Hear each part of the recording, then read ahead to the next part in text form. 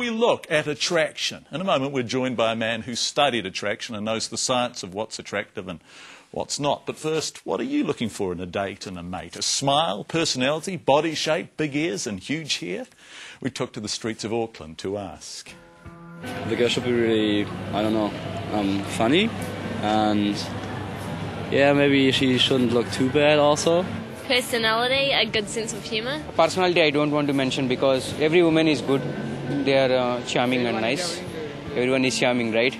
It's usually when you're actually not looking for anything in particular, something turns up, which was my husband, and just someone who has a good laugh, has a really good group of friends that you can have a good time with, and yeah, just fun.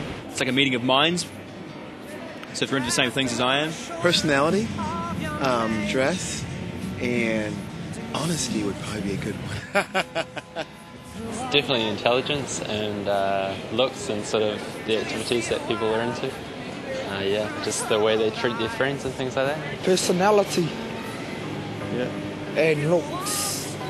Good attitude and behaviour. Giving and loving. Maybe a body line. Something like that, yeah. Body features. Good looking girl. As long as they're intelligent, sound good, look good.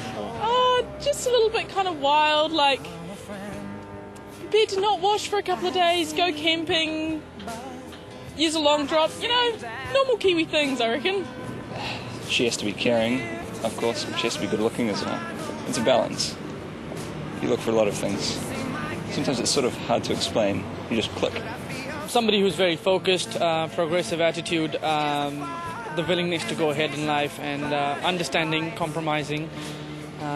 Beautiful, has to be very beautiful. With me, got to be my height. I'm a good one to pick on because I never met the man of my life until I was 65. Oh, well, that's what you find attractive, bless you all. But in Australia, there's a man who really thinks about this stuff. Now, in Australia, there are lots of men who really think about this stuff, but Chris Krishnapillai has even written about it, the brilliantly titled Pre-Coital, the Science of Dating.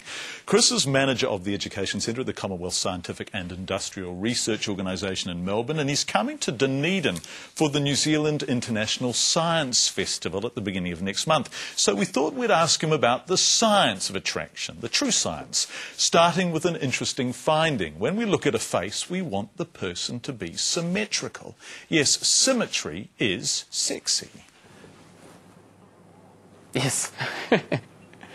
Well, symmetry, we believe, is it's an indicator of health. If you're, if I had, a huge hairy lump growing off the side of my face, and try to imagine that, then your first reaction is, your gut reaction is, oh, that's a bit wrong and a bit off. And it's because it tells you that there's potentially something wrong with my immune system. Perhaps I'm not very healthy. Perhaps I'm not very good at fighting off disease. And at the end of the day, sex is about, at its simplest biological level, is about trying to produce offspring. Now, if I'm not going to be able to pass on good genes, then you're not going to want to have kids.